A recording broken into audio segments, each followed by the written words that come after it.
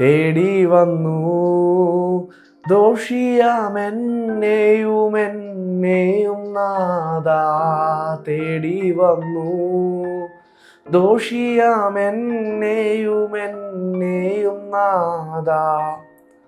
അതെ, പാപിയായ ദോഷിയായ എന്നെയും തേടി വന്ന സ്നേഹം, ക്രൂശിൽ എനിക്ക് വേണ്ടി യാഗമായ സ്നേഹം.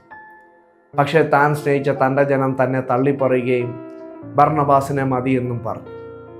മത്തായി 27-25 കാണുവാൻ കഴിയും, ജനമൊക്കെയും പറഞ്ഞു, അവൻ്റെ രക്തം ഞങ്ങളുടെ മേലും ഞങ്ങളുടെ മക്കളുടെ മേലും വരട്ടെ.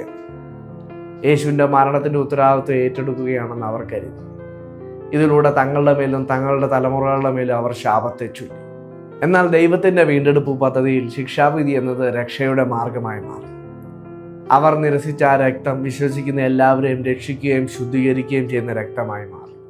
എന്നാൽ യേശുവിൻ്റെ രക്തം എൻ്റെ മേൽ വന്നു, ദോഷമായിട്ടല്ല കൃപയായി, ശാപമായിട്ടല്ല നീതീകരണത്തിനായി. മനുഷ്യൻ ദോഷമായി വിചാരിച്ചതിനെ യേശു ക്രൂശിലൂടെ വീണ്ടെടുപ്പായി മാറ്റി, എൻ്റെയും നിങ്ങളുടെയും രക്ഷയ്ക്കായി. May God bless you.